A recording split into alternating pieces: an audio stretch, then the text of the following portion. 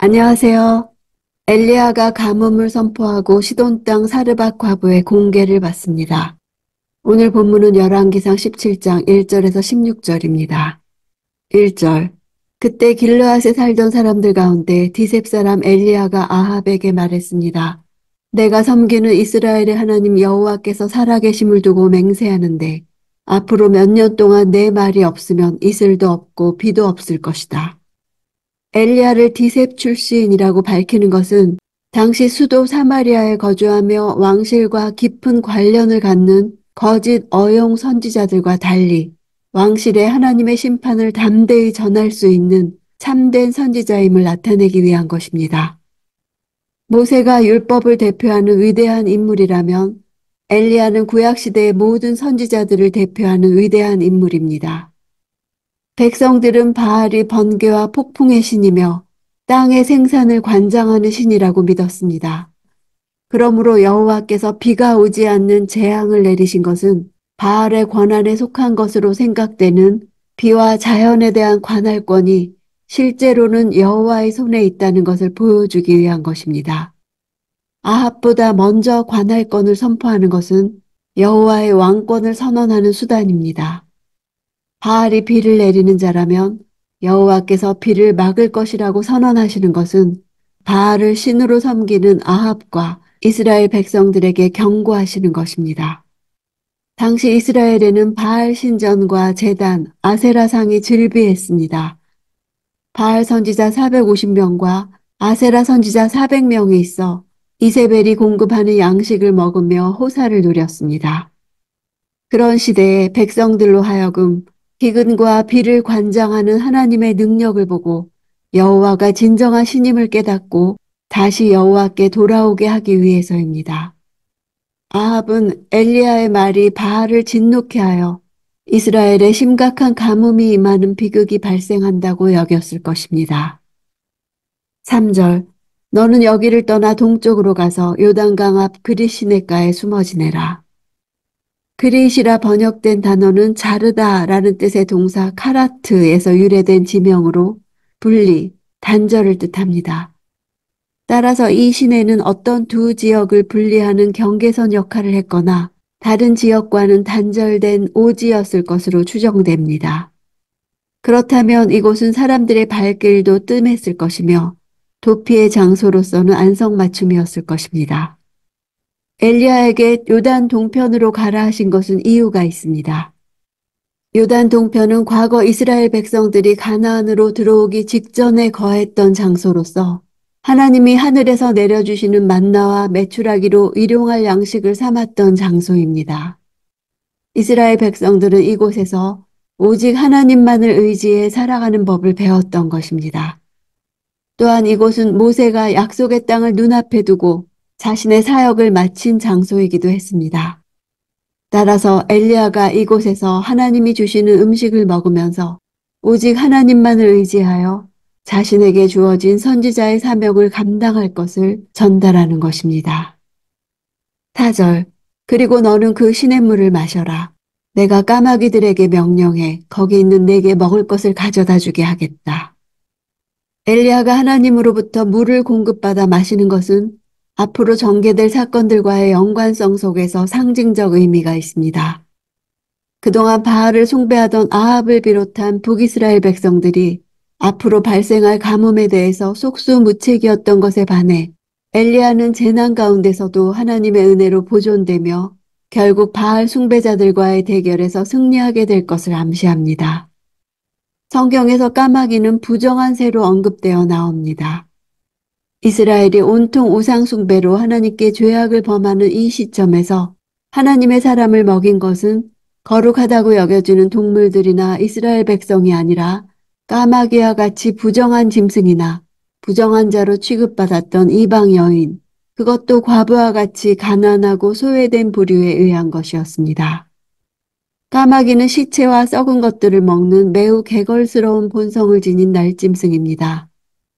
이러한 까마귀가 여호와의 명령에 순종하여 음식을 날랐다는 사실은 자연 만물이 본성을 거슬러서라도 하나님의 명에 순종하고 있음을 보여주고 있습니다.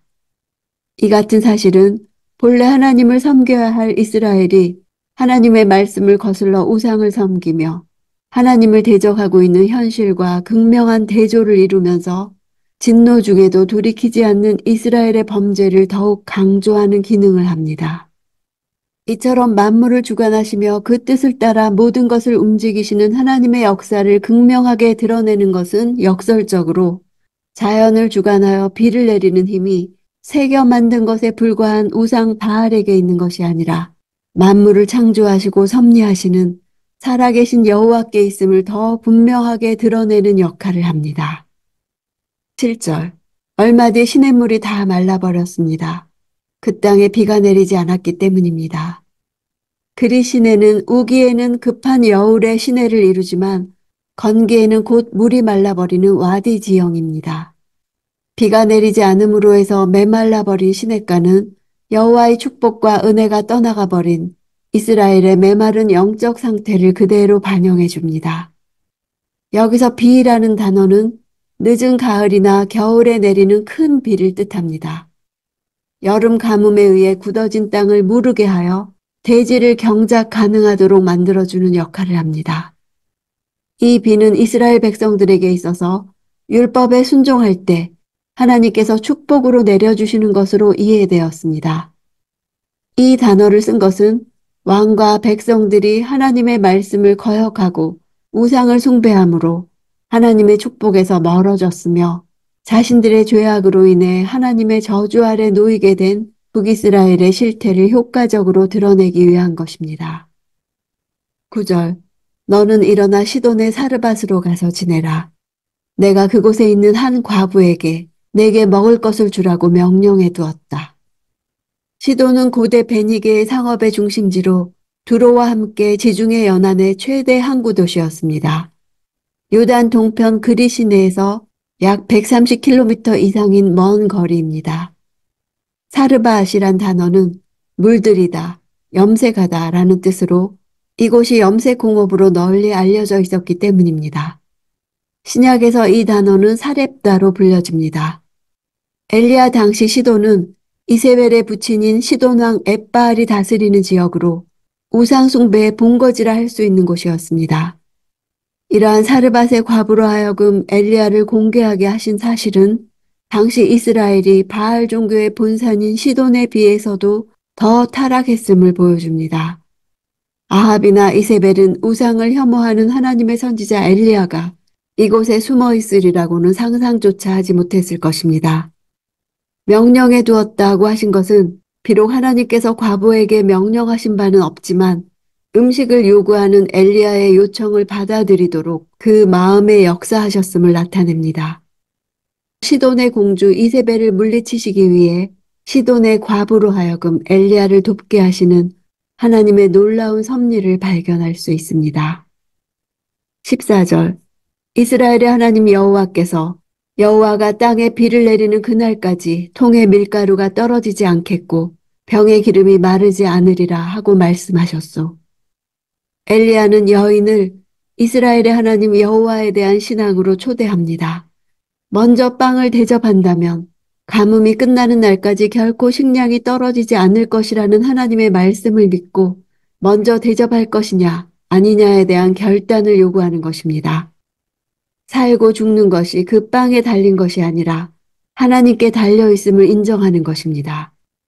이는 지금까지의 바알의 백성됨을 포기하고 하나님의 백성으로 살겠다는 결단을 내리는 일입니다. 엘리야는 마지막 식량을 먹고 죽으리라는 처절한 상황에 있는 여인에게 두려워하지 말라고 했습니다. 우리 인생에 밀어닥치는 두려움을 제거하기 위해서는 보다 높은 차원의 두려움을 가져야 합니다. 불확실한 인생에 대해 두려워할 것이 아니라 지존하신 하나님을 두려워하는 마음을 가질 때 비로소 내 인생에서 만나는 모든 두려움들이 물러가는 것을 볼 것입니다. 우리에게 두려워하지 말라고 하시는 분이 창조주이시며 우리 아버지십니다. 그 하나님에 대한 신뢰가 없으면 오늘 내게 하시는 말씀도 하나도 믿을 수가 없습니다.